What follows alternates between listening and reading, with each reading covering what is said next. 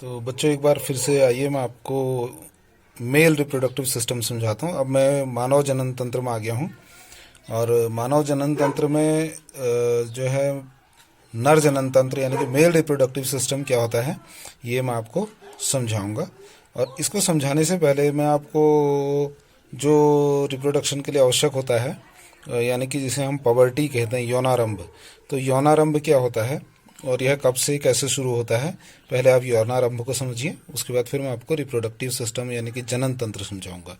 तो यौनारंभ जैसे कि आपको यह मैंने एक खाका तैयार कर रखा है, इसमें आपको दिख रहा होगा। सबसे पहले इधर मानव जनन तंत्र के नीचे इसमें सबसे पहले गर्भावस्था होती है जो 9 माह की होती है।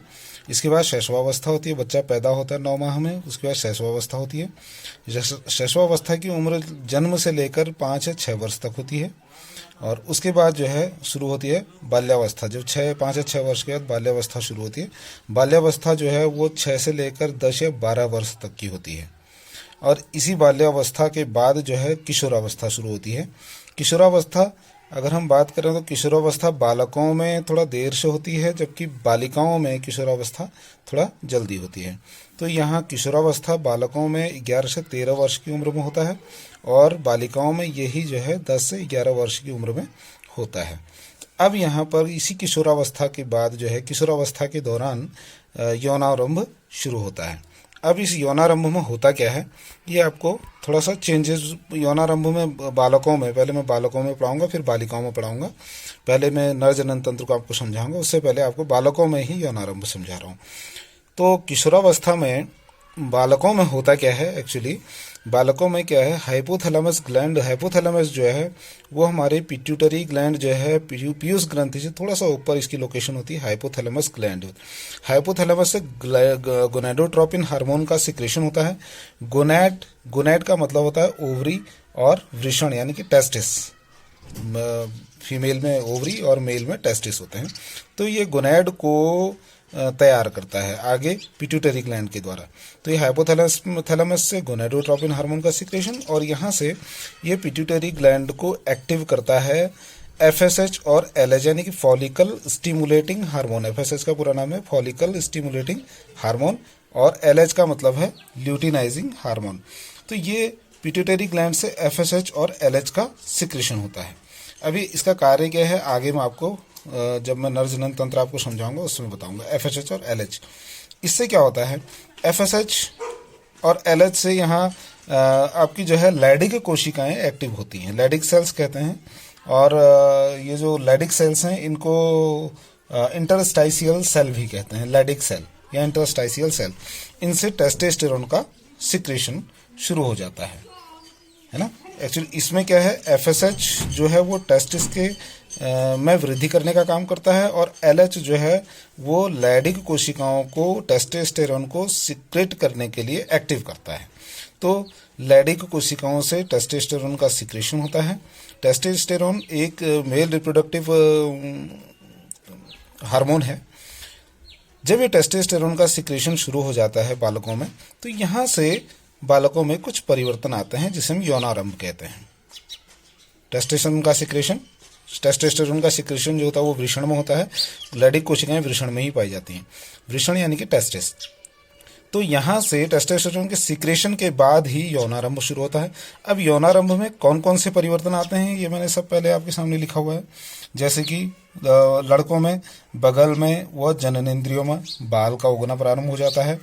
लड़कों की आवाज़ थोड़ा भारी हो जाती है, दाढ़ी मूछें आना शुरू हो जाती हैं, शरीर में अचानक वृद्धि होती है। वृषण कोश यानी कि टेस्टिस जो होते हैं, टेस्टिस बढ़ जाते हैं, उनका आकार बढ़ना शुरू हो जाता है। और शिश्न यानी कि पेनिस, इसकी भी आकार में वृद्धि होने लगती है। शरीर में शुक्राणुओं का निर्माण शुरू हो जाता है।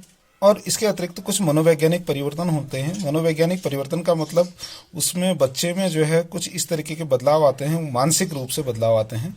जैसे कि बच्चों के अंदर कभी कभी चिड़चिड़ापन, या फिर बच्चा अपने आप को सुपीरियर समझने लगता है और उस पर कोई अगर आप दबाव बनाओ तो वो दबाव को सहन नहीं करता। इस तरीके के कुछ बदलाव, मनोवैज्ञानिक बदलाव भी उसमें आते हैं।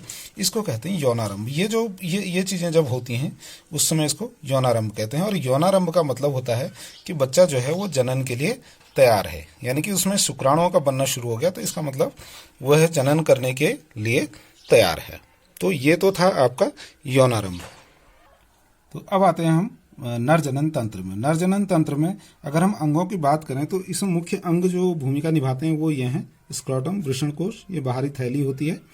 दूसरा वृषण यानी कि टेस्टिस। तीसरा डक्ट, वाहिनिकाएं होती हैं। और चौथा आपका सहायक कुछ ग्रंथियां होती हैं, जैसे काउपर्स ग्लैंड है और आपका प्रोस्टेट ग्लैंड हो गई।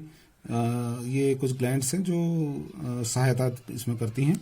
और इसके बाद लास्ट में है पांचवा पेनिस, यानी कि शिश्न कहते हैं। ये मेल रिप्रोडक्टिव सिस्टम का एक चित्र आपके सामने है। ये बहुत इंपॉर्टेंट चित्र है और इसको समझिएगा, और एग्जाम में यह चित्र अक्सर पूछा जाता है। तो एक मनुष्य में 2 टेस्टिस पाए जाते हैं। एक टेस्टिस ये है, इसको अगर आपको इसको अंदर इंटरनल व्यू दिखा रखा है, और दूसरा ये टेस्टिस, ये जो है ये टेस्टिस हैं, दोनों टेस्टिस। ये टेस्टिस जो हैं ये वास डिफरेंस के द्वारा, ये जो लाइन दिख रही है आपको, ये जो ट्यूब्यूल दिख रही है, ये वास डिफरेंस है। और यहाँ ये है, दोनों वास डिफरेंस से जो है ये यहाँ आपको यूरिथ्रा में, ये यूरिथ्रा है, यूरिथ्रा में खुलती है। वास डिफरेंस यूरिथ्रा में खुलती है। ऐसे ही इसमें इंपॉर्टेंट पार्ट, ये तो टेस्टिस है। ऐसे ही इसके बाद है सेमिनल वेसिकल। एक ये है, एक ये है, दोनों तरफ सेमिनल वेसिकल होती हैं। सेमिनल वेसिकल जो है इसका कार्य होता है, जो सीमेन होता है, सीमेन का 80% भाग, एक प्रकार का फ्लूइड जो है वो इसमें से निकलता है, और वो 80% फ्लूइड जो है वो सीमेन से निकलकर, और ये सीमेन भी आपको बताऊं ये भी इसी यूरिथ्रा में ही खुलता है। तीसरा इसमें होती है प्रोस्टेट ग्लैंड। प्रोस्टेट ग्लैंड आपको दिख रही है कि यहाँ एक, यहाँ, ये दोनों ही प्रोस्टेट ग्लैंड है। ये प्रोस्टेट ग्लैंड जो है सीमेन का 20 से 25% भाग बनाती हैं, यानी कि 80% भाग यहाँ से और लगभग 20% भाग यहाँ से बनता है। और ये एक एल्कलाइन फ्लूइड होता है। एल्कलाइन वो क्षारीय पदार्थ होता है, एक क्षारीय पदार्थ है। और ये जो है जो क्षारीय जो फ्लूइड है, ये जो स्पर्म्स आते हैं उन स्पर्म्स को क्षारीय बनाने में सहायक होता है। इसी के पीछे ग्लैंड होती है, जो प्रोस्टेट ग्लैंड है, इनके पीछे बैक साइड में एक ग्लैंड और होती है जिसे काउपर्स ग्लैंड कहते हैं। ये एक प्रकार का Cowper's gland, not prostate, prostate के जस्ट पीछे काउपर ग्लैंड होती है। काउपर ग्लैंड से एक प्रकार का एल्कलाइन पदार्थ यानी कि क्षारीय पदार्थ निकलता है। असल में मेल रिप्रोडक्टिव सिस्टम में यूरिन पास होने के लिए और स्पर्म्स यानी कि सीमेन पास होने के लिए एक ही रास्ता होता है, ये यूरिनरी ब्लैडर है। यूरिनरी ब्लैडर से यूरिन भी इसी रास्ते से यानी यूरेथ्रा से बाहर निकलती है। और अगर सेक्सुअल रिप्रोडक्शन के दौरान जो सीमेन है, स्पर्म्स जो हैं वो भी इसी यूरिथ्रा के द्वारा निकलते हैं। अब ये यूरिथ्रा जो है यूरिन के कारण एसिडिक नेचर होता है इसका। इस एसिडिक नेचर को क्षारीय यानी कि एल्कलाइन बनाने के लिए इसमें जो है वो काउपर्स ग्लैंड होते हैं। काउपर्स ग्लैंड एक प्रकार का सिक्रेशन करती है, वो सिक्रेशन से ये क्षारीय, इस लाइन को क्षारीय बना देगा। क्षारीय क्यों बनाएगा? अगर ये एसिडिक होगा तो एसिडिक होने की कंडीशन में यहाँ से एसिडिक होने की कंडीशन में यहाँ स्पर्म्स अगर निकलेंगे तो स्पर्म्स खत्म हो सकते हैं, मर सकते हैं, डेड हो सकते हैं। तो इसको क्षारीय बनाना बहुत जरूरी होता है और वो क्षारीय माहौल एनवायरनमेंट में जीवित रहेंगे। तो यहाँ से स्पर्म्स जो हैं वो यहाँ आपके सेमिनल वेसिकल से 80% और 20% आपके प्रोस्टेट ग्लैंड से, और आपका बाकी स्पर्म्स जो हैं वो टेस्टिस में बनते हैं। टेस्टिस में स्पर्म्स बनकर इस वास डिफरेंस के द्वारा ये भी यूरिथ्रा में, तीनों एक साथ यहाँ मिलते हैं। चार चीजें, यानी कि यहाँ से स्पर्म्स हो गए, सेमिनल वेसिकल से 80% फ्लूइड हो गया और 20% फ्लूइड आपका प्रोस्टेट ग्लैंड से हो गया, और काउपर्स ग्लैंड जो इसके पीछे ग्लैंड है उनके द्वारा एक प्रकार का क्षारीय द्रव पदार्थ वो यहाँ निकलता है और ये यहाँ से स्खलित हो जाता है, जिसे सीमेन कहते हैं। सीमेन जो है वो यहाँ से बाहर निकल जाता है।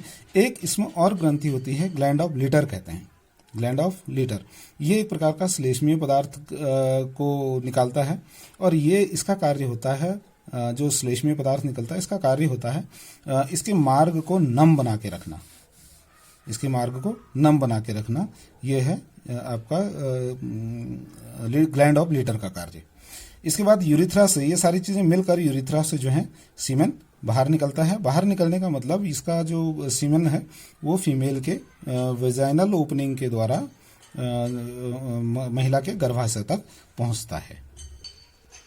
तो अब मैं आपको बता दूं, टेस्टिस का टीएस यानी कि टेस्टिस जो है, टेस्टिस को अगर काट दिया जाए, काट के उसके अंदर कैसा, ये टेस्टिस का टीएस है। इस टीएस की ये जो गोल आपको दिख रहे हैं, इन सब के अंदर यही संरचना होती है, ऐसी संरचना होती है, और यहाँ स्पर्म्स का निर्माण होता है।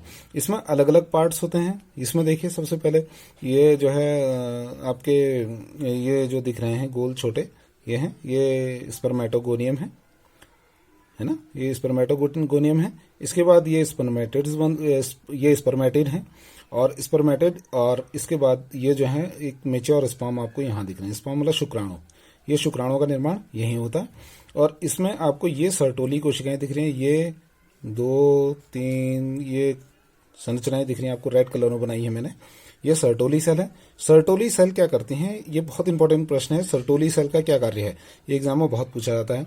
सर्टोली कोशिकाओं का कार्य होता है स्पर्म्स को पोषण प्रदान करना, यह आपको याद रखना पड़ेगा।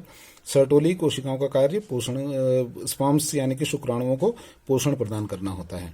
और ऐसे ही आपको यहाँ सेल्स दिख रही हैं, ये कोशिकाएं दिख रही हैं, ये राउंड सेल, ये है इंटरस्टाइशियल सेल या लैडिक सेल। मैंने अभी आपको पहले ही बताया, लैडिक सेल या इंटरस्टाइशियल सेल, ये जो है ये टेस्टोस्टेरोन को सिक्रेट करने का काम करती हैं, स्रावित करती हैं।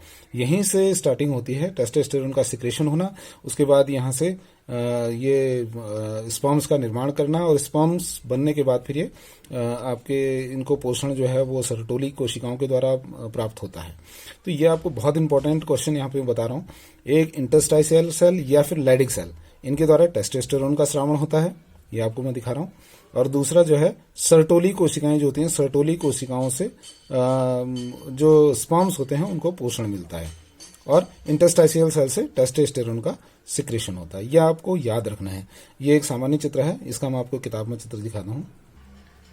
यही चित्र किताब में कुछ ऐसा होता है, ये आप देख लीजिए। इसमें आपको दिख रहे हैं 4 अलग अलग दिख रहे हैं, लेकिन ये सब एक जैसे ही हैं।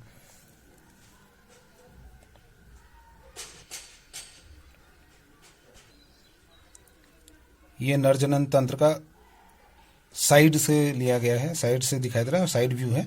इसमें ये टेस्टिस है, और ये जो है आपका वास्ट डिफरेंस है। वास्ट डिफरेंस आगे जाके इधर ये जो पोर्शन है ये आपको साइड में यहाँ दिखाई देगा। ये तो ये आपका फ्रंट व्यू है, और ये साइड व्यू है। तो ये आपका रिप्रोडक्टिव सिस्टम है। तो इसमें जो ज़्यादा पूछे जाने वाले जो प्रश्न हैं, वो एक तो है मेल रिप्रोडक्टिव सिस्टम का चित्र बनाने के लिए आता है, सचित्र वर्णन भी आ सकता है, और ग्रंथियों का यूज आता है, किन ग्रंथियों के क्या कार्य हैं, और आपके कौन कौन से इसके पार्ट होते हैं, कौन कौन से पुरुष में जनन अंग में कौन कौन से भाग इनके मिलते हैं, ये प्रश्न जनरली पूछा जाता है।